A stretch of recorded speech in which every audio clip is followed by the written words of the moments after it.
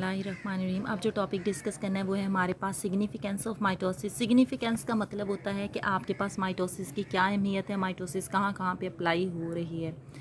तो माइटोसिस का जो मोस्ट इम्पॉर्टेंट सिग्निफिकेंस है वो ये है कि इसमें आपके पास constant number of chromosomes, first इसमें आपके पास क्या आता है, कांस्टेंट नंबर ऑफ़ क्रोमोसोम्स। मतलब आपके पास जो क्रोमोसोम्स के नंबर हैं वो कांस्टेंट रहेंगे। कांस्टेंट नंबर ऑफ़ क्रोमोसोम मतलब पेरेंट सेल्स में अगर 46 क्रोमोसोम्स हैं तो आगे जनरेशन में भी उतने ही क्रोमोसोम्स नंबर रहेंगे, क्रोमोसोम का नंबर कम नहीं होगा।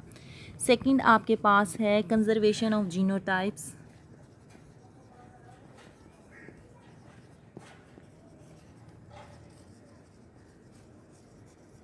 कंजर्वेशन ऑफ जीनोटाइप्स का मतलब ये है कि उनमें जो जेनेटिक मटेरियल है, फॉर एग्जांपल अगर ह्यूमन बींग्स में 46 क्रोमोसोम्स हैं और डॉटर सेल्स में भी 46 आते हैं, तो मीन्स जितना यहाँ पे जेनेटिक मटेरियल था वो सारे का सारा इसमें ट्रांसफ़र हुआ, सारे का सारा दूसरे डॉटर सेल्स में वो ट्रांसफ़र हुआ। तो जेनेटिक जो है जीनोटाइप उसकी जीन्स का है वो सारे का सारा कहाँ पे गया, वो सारे का सारा जो है वो बच्चों में ट्रांसफ़र हुआ। ये माइटोसिस का बेनिफिट है। सेकेंड माइटोसिस का जो थर्ड जो है वो ये है कि it involves in growth and development.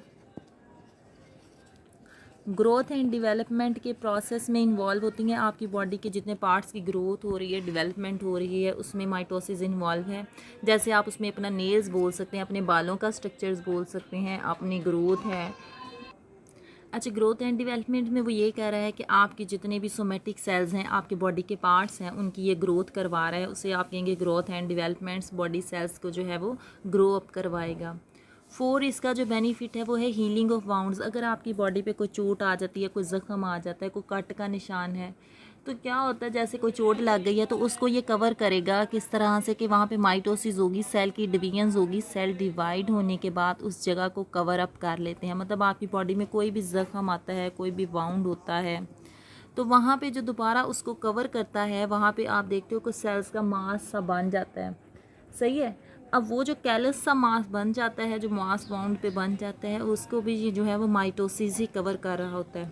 आप अपने नेल्स की ग्रोथ देख लो, हेयर्स की ग्रोथ देख लो, फिर आप कोई बाउंड है उसको देख लो, वो भी माइटोसिस करवा रहे हैं।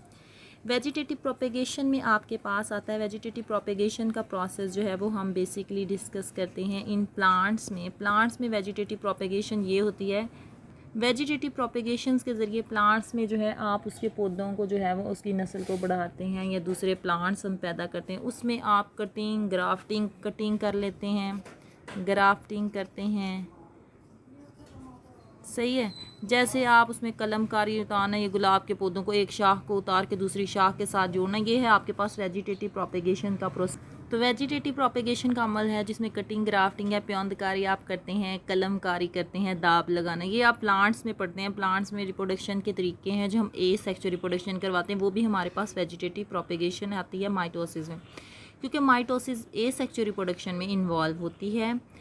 5th जो इसका इंपॉर्टेंट बेनिफिट है वो ये होता है टेक्निक्स के, इसमें हम टिश्यू कल्चर की जो टेक्निक कर रहे हैं, टिश्यूज़ को ग्रो करवा रहे हैं, क्लोनिंग कर रहे हैं, एक जैसे ऑर्गेनिजम्स को प्रोड्यूस करवा रहे हैं, तो ये जो है वो थ्रू माइटोसिस हो रहा है।